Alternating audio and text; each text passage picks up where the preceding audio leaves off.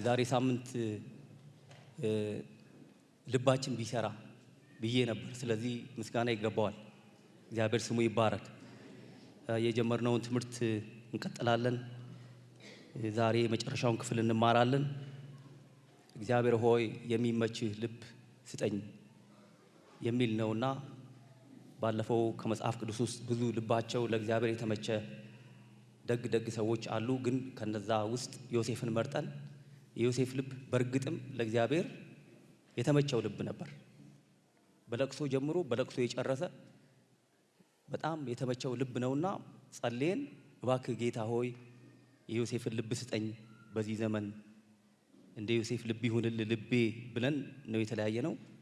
ዛሬም አንድ ልብ ፈልጌ አግኝቻለሁ። ያንን ልብ ደግሞ ስጠኝ ብለን እንጸልያለን። ጸሎታችን ርዕሳችን ይቀጥላል። አሁንም እባክህ የሚመች ልብ ስጠኝ የሚል ነው ርዕሴ። አሁንም ያገኘሁት ሰው እህት ናት። ባለፈው አንድ ወንድም ነበረ፣ ዛሬ እህት ናት።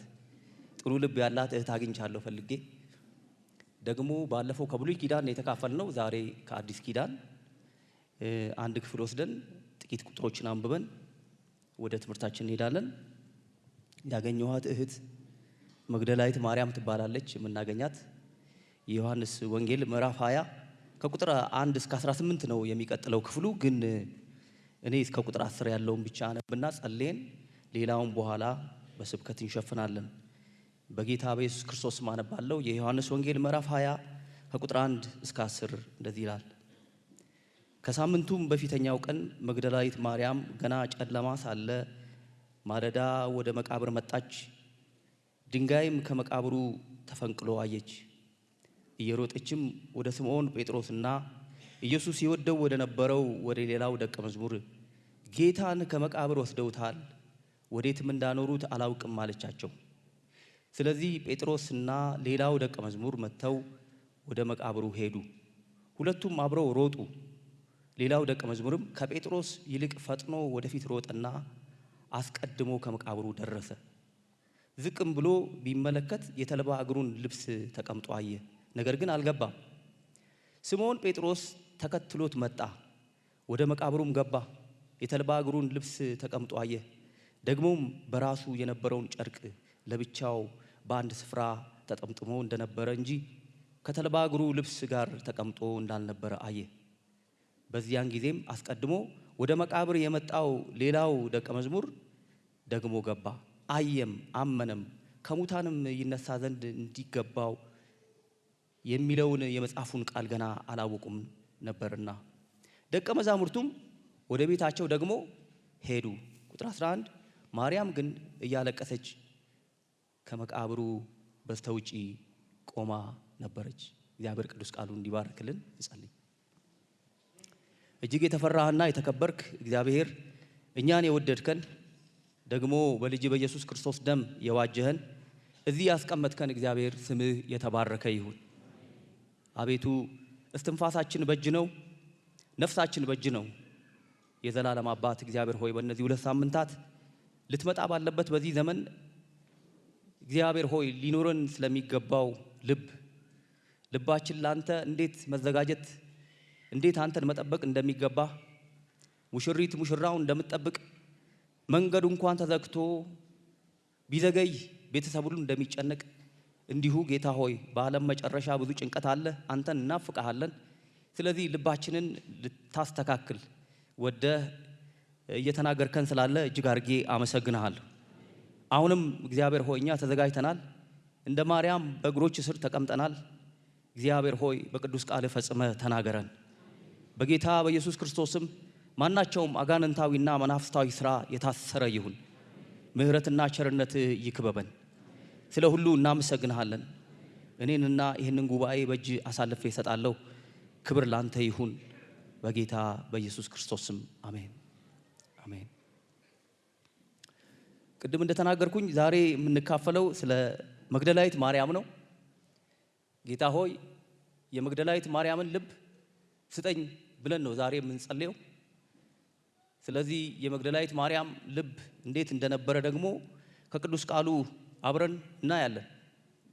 መጽሐፍ ቅዱስን ስታጠኑ አዲስ ኪዳንን ስለ መግደላዊት ማርያም የምታገኙት አንድ ነገር አለ። አራቱም ወንጌል ጽፏታል። ማቴዎስ 28 የመጨረሻው ምዕራፍ ቁጥር 1 ብታነቡ ታገኛላችሁ። ማርቆስ ላይ ምዕራፍ 16 ቁጥር 1 ላይ ታገኛላችሁ። ሉቃስ 24 ቁጥር 10 ላይ አለ። ይሄው ዛሬ እዚህኛው ክፍል ላይ አለ። እና መግደላዊት ማርያም በአራቱም ወንጌል ላይ ተጽፋለች። እና ጸሐፊው በጥንቃቄ ነው የሚጽፋት። መግደላዊት ማርያም ይልና ዮሐና ይላል፣ ከዛ የያዕቆብ እናት ማርያም ይላል። አሰላለፋቸውን አካሄዳቸውን ሲመለከት መግደላዊት ማርያም ፊት መሪ ናት፣ ከፊት ናት። በአራቱም ወንጌል መግደላዊት ማርያም ፊት መሪ ናት። እና ፊት የምትመራው ደግሞ ያንን ከጥቂት ቀን በፊት የሞተባቸውን ኢየሱስን ለማየት ነው። ወደ መቃብር ስፍራ ፊት መሪ ነበረች። ስለዚህ በጣም በመከራ ቀን ፍቅሯ ብርቱ የሆነ ወገቧን ያሰረች ጌታዋን ለማግኘት የናፈቀች አርጎ ነው መጽሐፍ ቅዱስ የሚያስቀምጣት። እና ልቧ ኃይለኛ ነው፣ ጀግና ናት። እሷን ነው የሚከተሉት። ሌሎቹ ሴቶች እሷን ይከተላሉ። በማለዳ ትነሳለች። ደግሞ በእጇ ያው እንደ ድሮ ሽቱ ይዛለች። ሽቱ አይጠፋም ከእጇ ለመቀባት። ስለዚህ መጽሐፍ ቅዱስ እንደዛ ያስቀምጣታል። ስለ መግደላዊት ማርያም ትንሽ ብታጠኑ ብትፈልጉ። እና መግደላዊት ማርያም ምን አይነት ልብ ነበራት የሚለውን እንደው አንድ ሶስት ነገር ነው የምናገረው። የመጀመሪያው መግደላዊት ማርያም የጌታን ውለታ የማይረሳ ልብ ነው ያላት። የጌታ ውለታ እጅግ የበዛባት፣ የጌታ ውለታ ለሰከንድም ቢሆን ከአእምሮዋ ውስጥ የማይጠፋባት ሴት ናት። እና መጽሐፍ ቅዱስ ሲናገር ስለ መግደላዊት ማርያም የሉቃስ ወንጌል ምዕራፍ 8 እንደዚህ ይላል፣ ቁጥር 1 እና ቁጥር 2 ከዚህም በኋላ እየሰበከና ስለ እግዚአብሔር መንግሥት የምስራች እየተናገረ በየከተማይቱ በየመንደሩ ያልፍ ነበር። 12ቱም ከእርሱ ጋር ነበሩ። ከክፉዎች መናፍስትም ከደዌም ተፈውሰው የነበሩ አንዳንድ ሴቶች፣ እነርሱም 7 አጋንንት የወጡላት መግደላዊት ማርያም የምትባል፣ የሄሮድስ አዛዥ የኩዛ ሚስት የዮናም፣ ሶስናም፣ ብዙዎች ሌሎችም ሆነው በገንዘባቸው ኢየሱስን ያገለግሉት ነበር። ስለዚህ ይሄ ዘጋቢው የሉቃስ ጸሐፊ እንደዚህ ይላል፣ 12ቱ ነበሩ። አርዕስተ ዜና አድርጎ ያልፈዋል። 12ቱ አብረውት ነበሩ። ደግሞ ከክፉዎች መናፍስትና ከደዌ ተፈውሰው የነበሩ አንዳንድ ሴቶች ነበሩ ይልና ይህንንም በዋና ርዕስ ያልፍና ስለ መግደላዊት ማርያም ዝርዝር ያቀርባል። 7 አጋንንት የወጡላት መግደላዊት ማርያም። ስለዚህ መግደላዊት ማርያም ምንድነው በሰንበት ጠዋት ይህንን ኢየሱስ ክርስቶስን ሽቱ ይዛ የምትፈልግበት ምክንያቷ ምንድነው? ምን አላት ካላችሁ፣ አቤት ውለታው፣ አቤት ውለታው ያደረገላት። እሱ ሞተ፣ እሷ ግን አለች። እሷ ትዘምራለች፣ እሷ ሽቶ ይዛለች፣ እሱ መቃብር ውስጥ ነው። ስለዚህ ውለታው ከአእምሮዋ በላይ ሆኖባታል። ስለዚህ እግዚአብሔር የማርያምን ልብ ይስጠን፣ ይስጠን። አሜን፣ ይስጠን ወገኖች፣ ውለታውን የማይረሳ። አሁን በዚህ አዳራሽ ውስጥ ውለታ ያልተዋለለት ሰው የለም። ውለታ ያልተዋለለት ሰው የለም። ሁሉ ውለታ ያለበት ነው፣ እንደ አቅሙ ውለታ ያለበት ነው። ከማርያም በላይም የተዋለለት አለ። ይሄን አንድ አጋንንት እንዴት እንደሚያደርግ ታውቃላችሁ እናንተ? እኔም አውቃለሁ።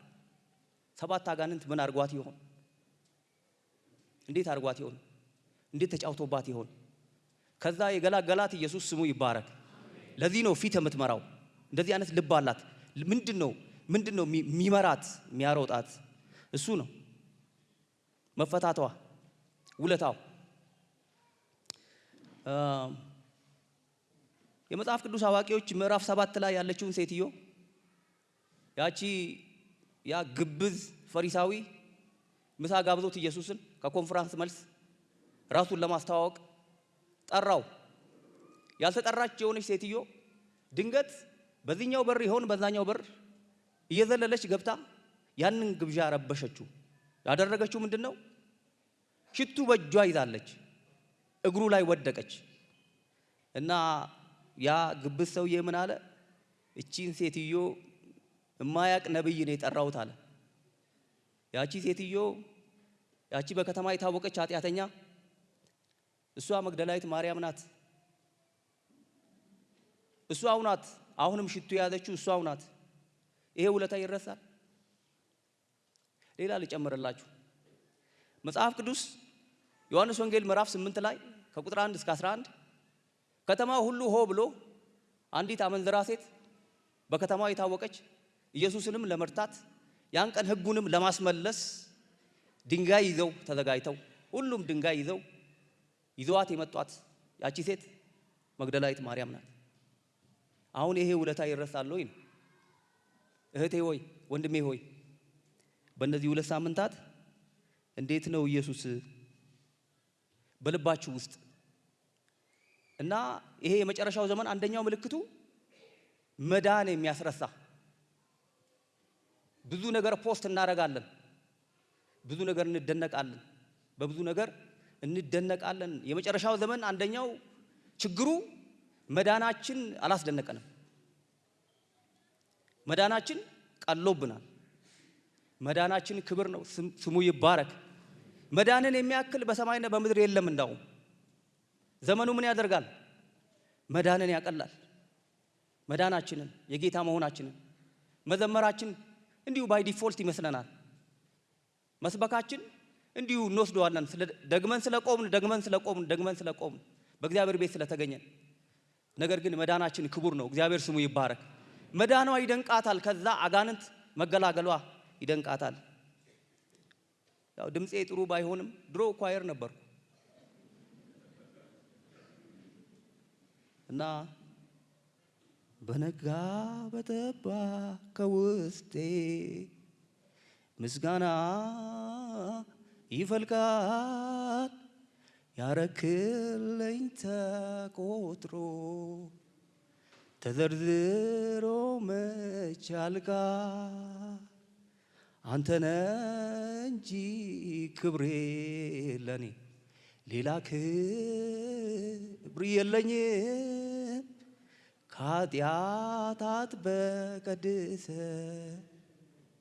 ቀን ያወጣህልኝ።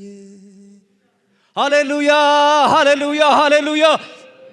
ቀን ያወጣልን እግዚአብሔር ስሙ ይባረክ። ጻድቅዬ እግዚአብሔር ይባርክ። አያችሁ እግዚአብሔር ሲናገር ይሄን መዝሙር የዘመረችው መግደላዊት ማርያም ናት። ዛሬ እንዘምር ይሄን መዝሙር። እዚህ አምሮብን ተቀምጠናል። እዛም ከዚህ የበለጠ ነጭ ልብስ ሁሉ አንድ የለበሰው ክብር ይጠብቀናል። እግዚአብሔር ስሙ ይባረክ። የማርያምን ልብ ይስጠን። ሚያሮጥ በማለዳ ወደ ቸርች፣ ወደ ጽድቅ፣ ወደ ቅድስና ሚያሮጥ የማርያምን ልብ ስጠኝ። የትኛውን? ውለታ ማይረሳውን ልብ ባክ ጌታዬ አምላኬ ዛሬ ማታ ስጠኝ። አጋንንት ይሆን ስጋዬ ይሆን ዓለም ይሆን ውለታህን እየረሳው ተቸገርኩ። ውለታህን እግዚአብሔር ስሙ የተባረከ ይሁን። ሁለተኛ የማርያም ልብ በጌታ ፍቅር ጢም ብሎ የታሸገ ስፔስ የሌለው ለምንም በጌታ ፍቅር የተሞላ ወይም በጌታ ፍቅር የተነደፈ ልብ ነው። ይህንን እናገኛለን በማርያም ሕይወት ውስጥ። ወደ ቤት ሁል ጊዜ ትፈልገዋለች ኢየሱስን። ግብዣ ቤት ትፈልገዋለች። ቅድም አይተነዋል አይደል? ግብዣ ቤት ሲሆን ትፈልገዋለች። ከዛ ደግሞ መቃብር ስፍራ ትፈልገዋለች። መላእክቶችንስ ትጠይቃለች። ሰው መላእክት ይጠይቃል። ምን አይነት ፍቅር ነው? መላእክት ፊት መቆም እንደማትችሉ ታውቃላችሁ። ግን እሷ መላእክት መተው እንኳን አንቺ ሴት ምን ትፈልጊያለሽ ሲሏት ጌታዬ እና ያገኘችውን ትጠይቃለች። እንዳጋጣሚ ኢየሱስንም ራሱን አግኝታ ጠየቀችው። አሁን ኢየሱስ ዛሬ ቢያገኛችሁ ምንድን ነው የምትሉት? ምን ትፈልጋለህ? እኔ አልናገርም። እኔ የምፈልገውን ጉድ ስለማቅ፣ እኔ ልለው የምችለውን ስለማቅ እንዲህ ትላላችሁ አልልም። እኔም ወንድማችሁ ነኛ። እሷ ግን ምን ትፈልጊያለሽ ስትባል መላእክት ትጠይቃለች፣ ኢየሱስን ትጠይቃለች። ፍለጋዋ እጅግ ብርቱ ነው። ፍቅሯ እጅግ ብርቱ ነው። እና ያን ቀን ስትመለከቱ የመቃብሩ ስፋትና ርቀት ከየት እስከ የት እንደሆነ አላቅም እንጂ መቃብሩን በሙሉ አዳረሰችው በፍለጋ።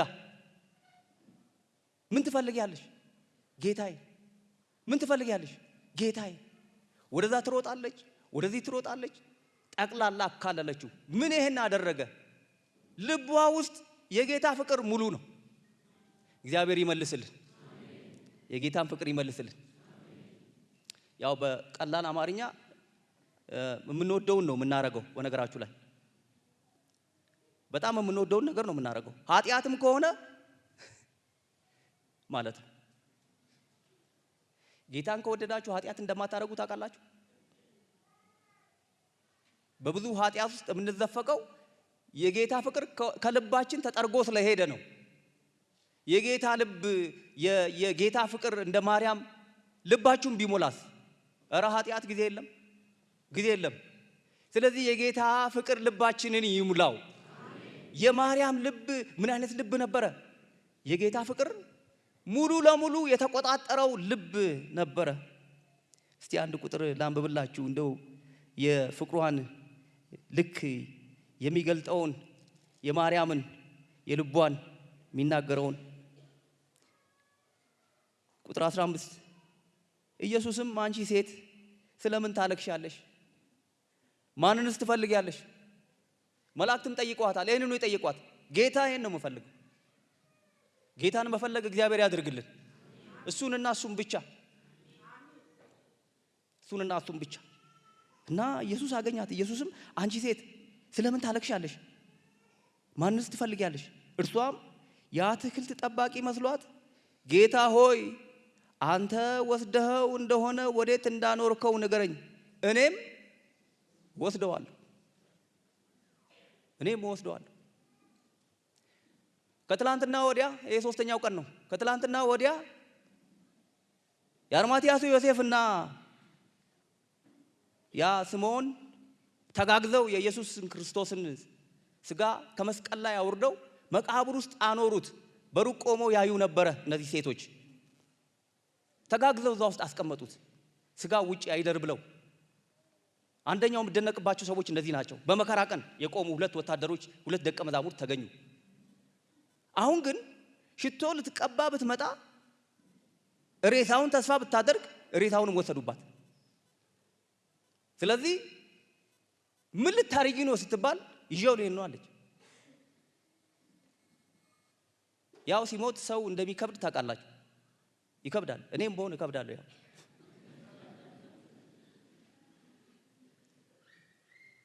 አሁን ማርያም እንደዚህ አለችው፣ የት እንዳኖርከው ንገረኝ እንጂ ከዛሬ በኋላ አይጠፋም።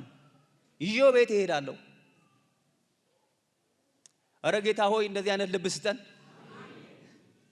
ይዤው እሄዳለሁ። እንዴት? ተሸክሜው በምን አድርገሽ? በቃ ብቻ ይገኝ እንጂ ዛሬ ወይ እዚህ እኖራለሁ፣ ይዤው እሄዳለሁ። ይኸው የፍቅሯ ልክ። ኢየሱስን ይዞ መሄድ ይሁንልን።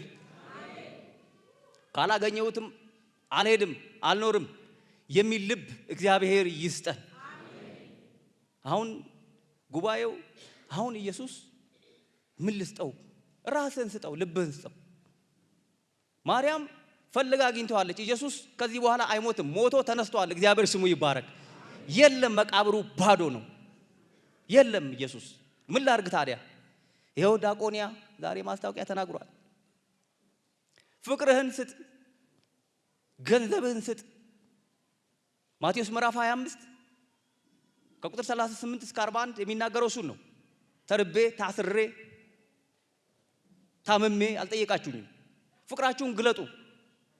ፍቅራችሁን። ቅርብ ቀን አንዲት እህት አስደነቀችኝ። እኔ በጠዋት ወጥቼ ወደ 2 ሰዓት ተኩል አካባቢ ስመጣ አንዲት እህት ታክሲ ውስጥ ነበረች። ለካ እኔ አላወኩም። ልጁን እንካ ሂሳብ ስለው ጋሼ ተከፍሎሎታል አለች። ያው ታመሰግናላችሁ አይደል? አመሰገንኩ። ግን ይሄው ጋሼ መልሱንም ብሎ መልስም ሰጠኝ ለኔ። ቶሎ ብዬ ከዛሬ በኋላ ካንተ ጋር ስለሚሄድ ታርጋውን ስጠኝ አልኩት። የገረመኝ ግን አንድ ነገር ነው። ያቺ እህት ገና በጠዋቱ 2 ሰዓት ተኩል ላይ መልካም ስራ ጀምራለች። ገና ሳይነጋ በጠዋት መልካም ማድረግ እግዚአብሔር ያድርግልን። ማርያም በማለዳ ሽቱ ይዛ ነበረ። እባካችሁ ቅዱሳን እግዚአብሔር እዚህ እስካለን ድረስ በማለዳ መልካም ነገር ይዘው በምድሪቱ ላይ የሚሮጡ ሰዎች ያድርገን።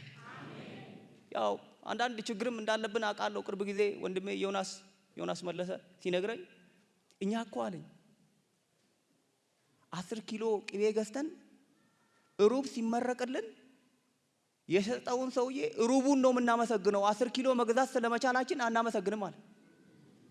እግዚአብሔር ጤና ስለሰጠን 10 ኪሎ ቅቤ የሚገዛ ብር እጃችን ውስጥ ስላለ አናመሰግንም።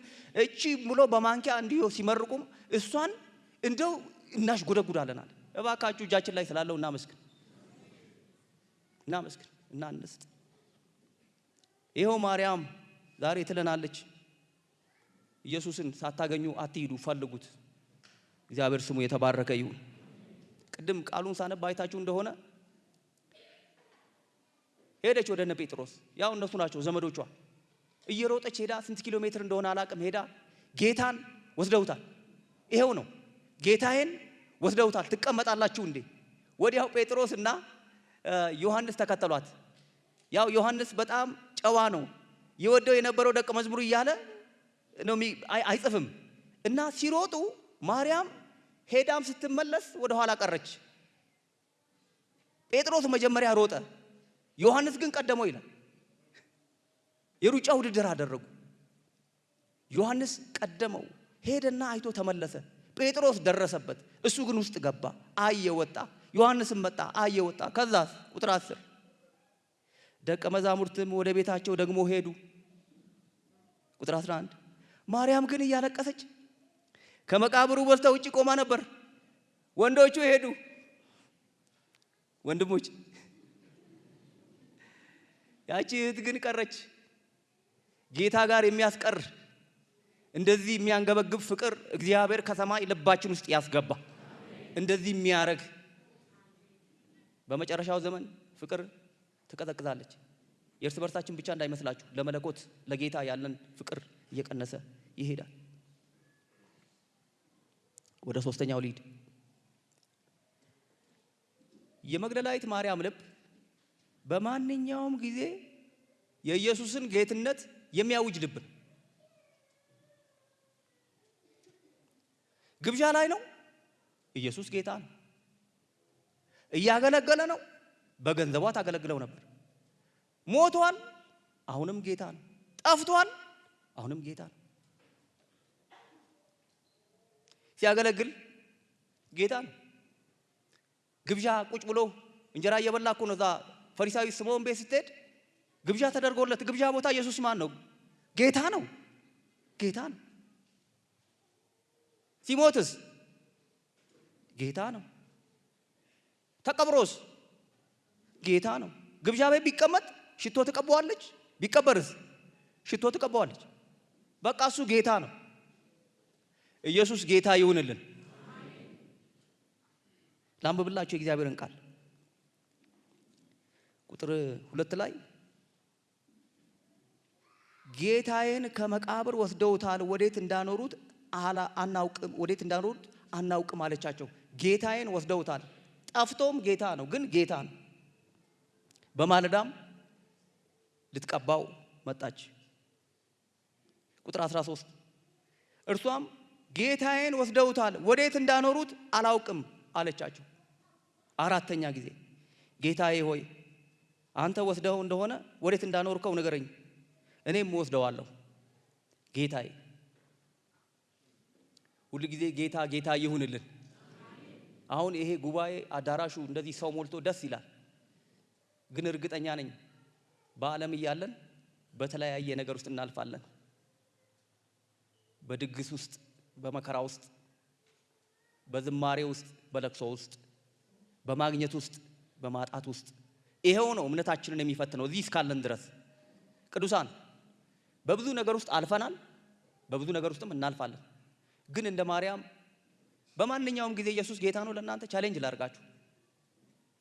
ምናልባት ዛሬ መከራው አሁንስ በዛብኝ ይሄን ጌታ መከተል አልችልም የሚል ሰው ይኖር ይሆን? ማርያምስ እሱ ጌታ ነው፣ ሁሉ ጊዜ ጌታ ነው፣ ስሙ ይባረክ። ፈታኝ ጊዜ ላይ ነው ያለነው፣ ፈታኝ ወቅት ላይ ነው ያለነው። ኢየሱስ ሊመጣ ነው። ድቅድቅ ጨለማው ከፍ ያለ ነው። አሁን ምን ያስፈልጋል ብትሉ ኢየሱስ ጌታ ነው የሚል ልብ፣ ኮንሲስተንት የሆነ በመከራ ውስጥ የሚያልፍ፣ በችግር ውስጥ የሚያልፍ፣ ባጣም ጌታ ነው፣ ባገኝም ጌታ ነው፣ ቢሆንም ጌታ ነው፣ ባይሆንም ጌታ ነው። ጤናዬ ሞልቶ ጌታ ነው፣ ጤና ካልተሳካ ጌታ ነው። አቤት ማርያም! ቢሞት ጌታ ነው፣ ቢኖር ጌታ ነው። ባካችሁ ጌትነቱን አውጀን እንድናልፍ እግዚአብሔር መንፈሱን ይስጠን። ማርያም እንደዛ አይነት ሴት ናት። ይኸውላችሁ ጌትነቱን የሚያውጅ ዘመን የማያግደው፣ ወራት የማያግደው፣ ሁኔታ የማያግደው፣ ሌሊት የማያግደው፣ ቀን የማያግደው እና ይለምነናል። በእነዚህ 2 ሳምንታት እግዚአብሔር ልብ፣ ምን አይነት ልብ? የጌታን ጌትነት ያነገሰ፣ ጌትነቱን ለድርድር የማያቀርብ እንደዚህ አይነት ታማኝ ልብ። ስለዚህ ወገኖቼ መግደላዊት ማርያም ሌላውን ቢመለስ አጃቢም ባይኖር እሷ ጣጣ የላትም። እዛው ናት። እሷ ጌታዋን ታውቀዋለች። አንድ ሁለት ሐሳብ ልጨምር። ጌታ እንደው እንደዚህ እንደ ማርያም አይነት ልብ ዛሬ ለአገልግሎትም ላነቃቃችሁ ፈልጋለሁ። ለቀረው ዘመንም እግዚአብሔር በእርግጥ በቃሉ ያነቃቃናል። ስለ አገልግሎትም እንድታስቡ፣ ወደፊት ስለመሄድም እንድታስቡ ከዚች ከማርያም እንድንማር ፈልጋለሁ። ጌታ ይህንን ልብ ሲያገኝ፣ እንደዚህ አይነት ልብ በእኛ ዘንድ ቢያገኝ፣ እንደዚህ ውለታውን የማይረሳ ልብ፣ በፍቅር የተሞላ ልብ፣ ሁሌ ጌትነቱን የሚያውጅ ልብ ቢያገኝ ምን ያደርጋል ብንል አንድ ሁለት ሐሳብ አለ። ምዕራፍ 20 ቁጥር 16 ላይ እንደዚህ ይላል፣ ኢየሱስም ማርያም አላት። ጌታ ስሙ ይባረክ። ያ የአትክልት ጠባቂ መሰላት፣ ለካ ኢየሱስ ራሱን ስትፈልግ የነበረችውን አገኘችው። እንደ ድሮ ማርያም አላት። ጌታ በስማችሁ ይጥራችሁ። ጌታ ይገኝላችሁ። የምትፈልጉት ጌታ ይገኝላችሁ። እርሷም ዘወር ብላ በዕብራይስጥ ረቡኒ አለችው። መምህር ሆይ አንተን አይደል የምፈልግህ? እዚህ መቃብር ውስጥ የምንከራተተው በማልዳ እኮ የወጣሁት ከመላእክት ጋር ከማላቃቸው ጋር ከማልዳ ጀምሬ ስንከራተት የነበረው ረቡኒ አንተን አይደል የምፈልገው አለችው። ዘወር ብላም በዕብራይስጥ ረቡኒ አለችው። ትርጓሜው መምህር ሆይ ማለት ነው። መምህሬ አንተን አይደል የምፈልግህ? ኢየሱስም ገና ወደ አባቴ አላረኩምና አትንኪኝ፣ ነገር ግን ይላል ያው እንደ ልማድሽ እጅሽ ላይ አይቻለሁ። አሁን ዘለሽ እግሬ ላይ ልትወርቂ እንደሆነ አውቄያለሁ። ተነስቻለሁ እስቲ ትንሽ እና እንዲህ ያለው ልብ ሲያገኝ ጌታ ይገኝለታል። ሃሌሉያ! ይገኝላችኋል ወገኖቼ። ፈልጉት ጌታ፣ እንደዚህ በዚህ አይነት ልብ ፈልጉት። ይገኝለታል። ተገኘላት። ለሚፈልጉት እግዚአብሔር ይገኛል። እንዲህ ለሚፈልጉት ይገኛል። ተገኘላት እና ተገኘላት ብቻ ሳይሆን በህልውና ውስጥ መኖር እኮ ማለት ነው። በእግዚአብሔር ህልውና ውስጥ የቤተ ክርስቲያን ሀብት የእግዚአብሔር ህልውና ይባላል። የቅዱሳን ሀብት የእግዚአብሔር መገኘት ይባላል። የአገልጋዮች ሀብት የእግዚአብሔር መገኘት ይባላል። እኛ ሌላ ሀብት የለንም። የኛ ሀብት የእግዚአብሔር መገኘት ነው። የእግዚአብሔር መገኘት ይህንን ቤት ይሙላው፣ ቤታችንን ይሙላው። ከመገኘቱ ውጪ ሆኖ መኖር እንዴት ከባድ እንደሆነ፣ ከድምፁ ውጪ፣ ከህልውና ውጪ፣ ከመገኘቱ ውጪ፣ ከድምፁ ውጪ፣ ከሱ ውጪ መኖር እንዴት እንደሚቀፍ እናንተ ጌታ ነው የምታውቁ። አልችልም እዚህ የመጣው ሽቶ ቀባዋለሁ እንጂ የመጣው እሱ ከፊቴ ዘወር ብሎ አልችልም ብላ ነበር የፈለገችው። አገኘችው። ጌታን መፈለግና ማግኘት ይሁንልን። እንዲህ አይነት ልብ ይስጠን። ለካ ጌታ ለሚፈልጉት ይገኛል ወገኖች። ይሄን ወቁ። ጌታ ለሚፈልጉት፣ ከልብ ለሚፈልጉት፣ ማለዳ ወጥተው ለሚፈልጉት፣ በዝማሬ ለሚፈልጉት፣ በጸሎት ለሚፈልጉት፣ በጾም ለሚፈልጉት፣ አባዬ ለሚሉት፣ ናልኝ ለሚሉት ዛሬም ይገኛል። ለምን? ተነስቷል። እሱ መቃብር ውስጥ አይደለም። ቆሞ አገኛት። የምትፈልገውን አገኘችው። ውዷን አገኘችው። ይገኝለታል። እግዚአብሔር ስሙ የተባረከ ይሁን። ቁጥር 17 18 ኢየሱስም ገና ወደ አባቴ አላረኩምና አትንኪኝ፣ ነገር ግን ወደ ወንድሞቼ ሄደሽ እኔ ወደ አባቴና ወደ አባታችሁ ወደ አምላኬና ወደ አምላካችሁ አርጋለሁ ብለሽ ንገሪያቸው አላት። መግደላዊት ማርያም መጣ ጌታን እንዳየች ይህንንም እንዳላት ለደቀ መዛሙርቱ ነገረች። ሁለተኛ ምን ይሆናል? አገልግሎት በቤተ ክርስቲያን ውስጥ የሚደረግ አገልግሎት፣ ለጌታ የምንሰጠው አገልግሎት ከፍቅር የመነጨ ነው። ፍቅር ከሌለ አገልግሎት ከባድ ነው። በገንዘብ አይሆንም። ቅዱሳን በገንዘብ አይሆንም። በእውቀትም እንዳልሆነ ደርሰንበታል። በአንዳንድ የዓለም ቴክኒክም እንዳልሆነ ደርሰንበታል። ጌታን የምናገለግለው በፍቅር ነው። የሚወደው ሰው ካገኘ ጌታ ይልከዋል ወደ ሆነ ቦታ። እንደኔ ላሰብኩ ትችሉ ይሆናል። ነገር ግን አንድ ሰው በመከራ ውስጥ ያለ ሰው ሄዳችሁ እንደምን አደርክ ትላላችሁ። ያ እንደምን አደርክ እንደ ዓለም አይደለም። ሰውየው ውስጥ ይገባል፣ ይልካችኋል። አገልግሎት ከፍቅር የተነሳ ነው እና እግዚአብሔር በዚህ ፍቅር ያግኘን እንድናገለግለው በቀረው ዘመን። ለካ አይቻልም ያለ ፍቅር እና በፍቅር ስለተሞላች አገልግሎት በመቃብር ስፍራ የተደረገ የአገልግሎት ሹመት። ሂጂ ልጄ ሆይ እነዛን 11 ልጆቼን ያው ይሁዳ የለም 11 ልጆች ጋር ሂጂና ተነስቻለሁ ብለሽ ንገሪልኝ። የመጀመሪያዋ ሚሽነሪ ያንን ቤት የከፈተች እና ወገኖቼ የመግደላዊት ማርያም ልብ እንደዚህ ነበር። አንድ የእግዚአብሔር ቃል ከዕብራውያን ምዕራፍ 3 ከቁጥር 12 እስከ 15 ላንብብላችሁ። እንደዚህ ይላል። ወንድሞቼ ሆይ ምናልባት ያው እግዚአብሔርን የሚያስክዳችሁ ክፉና የማያምን ልብ በእናንተ በአንዳችሁ እንዳይኖር ተጠንቀቁ። ክፉና የማያምን ልብ። ነገር ግን ከናንተ ማንም በኃጢአት መታለል እልከኛ እንዳይሆን ዛሬ ተብሎ ሲጠራ ሳለ በእያንዳንዱ ቀን እርስ በርሳችሁ ተመካከሩ። የመጀመሪያ እምነታችንን እስከ መጨረሻው አጽንተን ብንጠብቅ የክርስቶስ ተካፋዮች ሆነናልና እየተባለ ዛሬ ድምፁን ብትሰሙ በማስመረር እንደሆነ ልባችሁን እልከኛ አታድርጉ። እኔ ዛሬ የተነበቡትን ክፍሎች እንዲሁ ላንብብላችሁ። ትንቢተ ኢሳይያስ ምዕራፍ 35 ቁጥር 3 እና ቁጥር 4 የደከሙትን እጆች አበርቱ፣ የሰለሉትንም ጉልበቶች አጽኑ። ፈሪ ልብ ላላቸው እነሆ አምላካችሁ በበቀል በእግዚአብሔርም ብድራት ይመጣልና መጥቶም ያድነናልና በርቱ፣ አትፍሩ በሏቸው። ዛሬ የተነበበው ቃል ፈሪ ልብ ላለው አምላክ ይመጣል በሉት።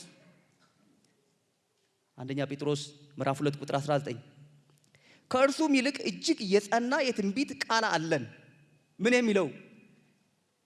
ባለፈው ሳምንት የተካፈልነው፣ ዛሬ የተካፈልነው ልብህ ይመቸኝ ልጄ እያለ ምናልባት ለ40 ደቂቃ የለመነን ይሄ ቃል አለን። የነጠረ ቃል አለን። የንጋት ኮከብ በልባችሁ እስኪወጣ ድረስ ሰው በጨለማ ስፍራ የሚበራን መብራት እንደሚጠነቀቅ ይህንን ቃል እየተጠነቀቃችሁ መልካም ታደርጋላችሁ። ኮከብ እንደሚያበራ በልብ ውስጥ ልብ። ትንቢተ ኢሳይያስ ምዕራፍ 40 ላይ ዛሬ የተነበበው ማርቆስ ምዕራፍ 1 ከቁጥር 1 እስከ 8 የተነበበው ከትንቢተ ኢሳይያስ የተወሰደ ነው። እንደዚህ ይላል። አዋጅ ነጋሪ ቃል የእግዚአብሔርን ቃል በምድረ በዳ ጥረጉ፣ መንገድ ጥረጉ፣ ለአምላካችን ጎዳና በበረሃ አስተካክሉ። ሸለቆ ሁሉ ከፍ ይላል፣ ተራራውም ኮረብታውም ሁሉ ዝቅ ይላል። ጠማማውም ይቃናል፣ ስርጓጉጡም ሜዳ ይሆናል። የእግዚአብሔርም ክብር ይገለጣል፣ ስጋ ለባሽ ሁሉ በአንድነት ያየዋል። የእግዚአብሔር አፍ ይህን ተናግሯልና እግዚአብሔር ስሙ ይባረክ። ስለ ኮሪደር ልማት አይደለም የሚናገረው፣ ስለ ሰው ልብ ነው የሚናገረው። ልብ የአባቶችን ልብ ወደ ልጆች መልስ ዘንድ ብሎ ትንቢተ ሚልክያስ ላይ የተናገረው እልካለው ኤልያስን የተባለው ያ የንስሐ ልብ የመመለስ ልብ እግዚአብሔር አምላካችን ስሙ ይባረክ። ዛሬ ተናግሮናል እግዚአብሔር በእነዚህ 2 ሳምንታት ልብ ልብ ልብ ልብ ነው የሚለው። በእነዚህ ክፍሎች ላይ መስበክ ይችል ነበር ቀጥዬ። የዛሬው የመልእክት ክፍል የሚናገረው ስለ ልብ ነው። እግዚአብሔር ማስተዋልን ይስጠን። ጳውሎስ ለጢሞቴዎስ ይጽፍለትና በመካከል ላይ ልጅ ሆይ በነገር ሁሉ ማስተዋልን ይስጥህ ይለዋል። ከዛ ደግሞ ይቀጥላል ማስተዋል ስለሚጎለን። ባለፈው ሳነብላችሁ የእግዚአብሔር ቃል መዝሙር 17 ቁጥር 3 ላይ ልቤን ፈተንከው በሌሊትም ጎበኘህ ፈተንኸኝ ምንም አላገኘህብኝም። አሁን ጥያቄ ላቀርብ ነው ከዛ ጨርሳል። አቤቱ ልቤን ፈተንከው በሌሊትም ጎበኘኸኝ ፈተንከኝ ምንም አላገኘህብኝም። እኔ ሳስበው ይሄን ለማለት እንችላለን ወይ? ቢመረምረን ቢፈትሸን ይሄንም ማለት እንችላለን? አንዳንድ ጊዜ አንዳንድ ቃል ለመፈተሽ ድንገተኛ ፍተሻ ይደረጋል። ድንገት ቢፈትሸን ጌታ ሊመጣ ነው ስሙ ይባረክ። እንደዚህ አይነት የዳዊት አይነት ልብ ያገኘ ሆኖ እስቲ እነዚህ የሁለቱን ሳምንታት ትምህርት ላጠቃልል። ባለፈው ሳምንት የዮሴፍን ልብ አየን። የዮሴፍ ልብ እጅግ ፈላጊ ተንከራታች ልብ ነበረ። ኃጢአትን የሚጸየፍ ልብ ነበር። ቸርና ይቅርባይ ልብ ነበር። ነገሮችን በእግዚአብሔር አይን የሚያይ ልብ ነበር። የማርያምስ ልብ የሷ ልብ ደግሞ ውለታ ማይረሳ በፍቅር የተሞላ ጌትነቱን በከፍታም ተራራ ላይም ሸለቆ ላይም የሚያውጅ እስር ቤትም ቤተ መንግስትም ማይቀየር አይነት ልብ ነው። እኔ ልባችንን ሳየው እስቲ እንድንጸልይ ይፈልጋለሁ። በእነዚህ ነገሮች ልዘርዝራቸው። ይሄ ልብ ሲመረመር መቼም ባለፈው አይተናል። ልብን የሚመረምር እግዚአብሔር ብቻ ነው። የልብ ምርመራ የልብ ሕክምና እንዴት ከባድ እንደሆነ ያ ዶክተር ረድቶኝ ነግሬያቸዋለሁ። ያንንም ዶክተር እግዚአብሔር ይባርከው። በእውነት ነው የምላችሁ የልብ ሕክምና የልብ ነገር ከባድ ነው እና ልባችንን ሳየው ለክፋት የሚተባበር ልብ ሆኖ ያለ ይመስለኛል። ለዛውም ምክንያት በሌለው ክፋት። አሁን ዮሴፍ ህልም ቢያይ ምን ችግር አለ? ማለት በሚቀጥለውም ወር ቢያይ በሚቀጥለውም ዓመት ቢያይ እንደው እኮ አንዳንድ ጊዜ ምክንያት ሊኖረን ይገባል። ህልም አይቻለው ነው ያለው፣ ግን አስረው ነው ተባበሩ። ምክንያት የሌለው እና ልባችን በክፋት የተሞላ ይመስለኛል። ልባችን ኃጢአት የሚሸራሸርበት ይመስለኛል። የዮሴፍ ልብ ምን አይነት ልብ ነበር? ኖ የሚል ልባችን አሁን ኃጢአት የሚሸራሸርበት ይመስለኛል። የኛ ልብ በበቀል የተሞላ ይመስለኛል። እንደዚሁ ሳየው እግዚአብሔር ሲመረምር ያገኘበትን እኮ ነው ሲመረምር ያገኘበት ይመስለኛል። የኛ ልብ እውነትን የሚሸሽ እያወቀ የሚሸሽ የሚሰውር መጽሐፍ ቅዱስ ሲናገር ምሳሌ 28:13 ላይ ኃጢአቱን የሚሰውር አይለማም የሚናዘዝባትና የሚተዋት ግን ምህረትን ያገኛል ይላል። አሁን ቀረጥ ስወራ ምናምን የሚባል አለ አይደል? ልክ እንደዛ በደል ስወራ ያለ ይመስለኛል። ለምን የዮሴፍ ወንድሞች ለ22 ዓመት ዮሴፍ ሞቷል ብለው ሰወሩት። እንደምንም ብለው መጣው አንድ ቀን በቃ የመጨረሻውን አይ ዮሴፍ አለ እንዲህ ብላችኋል ነበር? አይ አለ በቃ አለ። አንድ ጊዜ አንድ ሰው ኢንተርቪው ይደረጋል እና ኢንተርቪው የሚደረገው ስልክ ደውሎ ነው። ችግር አለ ብሎ ደውሎ ነው። ና ተባለ። ተቀመጠ። ሲመጣ 4 ጥግ ላይ መሳሪያ ያዙ ሰዎች አሉ። ማን አቶ ከሌ ችግር አለ ብለህ ነበር አይደል አለው። በል ችግሩን ተናገር አሉት። ችግር አለ? አዎ ነግሬሃለሁ ችግር አለ። ታዲያ ችግሩ ምንድነው ሲለው ችግሩንማ እንዳልናገር ራሱ ችግር አለ፣ ሌላ ችግር አለ። በእግዚአብሔር ፊት ሌላ ችግር የለም። በእግዚአብሔር ፊት ሌላ ችግር የለም። ውደቅ፣ አትሰውር፣ እውነትን አትካድ፣ እውነትን ተጋፈጥ። ዮሴፍ አለ በል።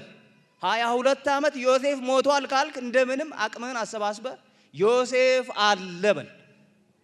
ቅዳሜ ዕለት ከምወዳቸው እህቶቼና ወንድሞቼ ጋር ስንጸልይ ነበር። የእግዚአብሔር ቃል በኃይል በመካከላችን ተገለጠ። ምን ይላል መሰላችሁ? ዮናስ እንደዚህ አለ፣ እኔ ነኝና አንስታችሁ ጣሉኝ፣ ያን ጊዜ ይቆማል ማዕበሉ። ወገኖቼ በደልን የሚሰውር ልብ፣ እውነትን የሚሸሽ ልብ ይኖረን ይሆን? እና ከማርያም ደግሞ ለወጥ ያለ ያፈገፈገ በዓለም ነገር ከመሞላቱ የተነሳ የጌታ ውለታ የረሳ የሚበላው የሚጠጣው የሚለበሰው በዩቲዩብ የሚለቀቀው ይሄ ምንሰማው የምናየው ከመሞላቱ የተነሳ እንደ ማርያም በእግዚአብሔር ፍቅር ከመሞላቱ ይልቅ በዓለም ነገር የተሞላ በገንዘብ በክብር በዝና የተሞላ እና ስለ ጌታ መከራ መቀበል የማይፈልግ በቃ እንዲሁ ሲመች ብቻ ራይድ ካገኘን እንመጣለን። ታክሲም ከተገኘ ጥሩ፣ በእግር ግን አይሞከርም። በዛሬ ኮንቴክስት ከሞተም ማርያም ትመጣለች፣ ካገለገለስ ትመጣለች።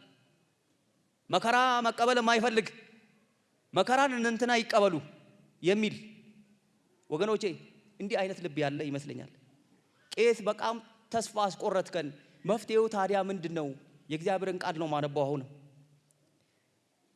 ትንቢተ ሕዝቅኤል ምዕራፍ 36 ቁጥር 26 እንደዚህ ይላል፣ አዲስን ልብ እሰጣችኋለሁ፣ አዲስንም መንፈስ በውስጣችሁ አኖራለሁ፣ የድንጋዩንም ልብ ከስጋችሁ አወጣለሁ፣ የስጋንም ልብ እሰጣችኋለሁ።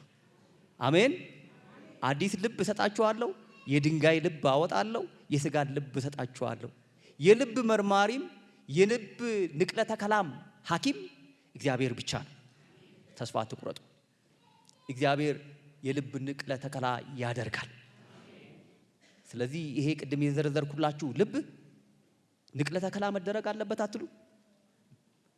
መውጣት አለበት አትሉም? እንዲህ የሆነው ልብ እስቲ ጥቂት በእግዚአብሔር ፊት እንጸልይ።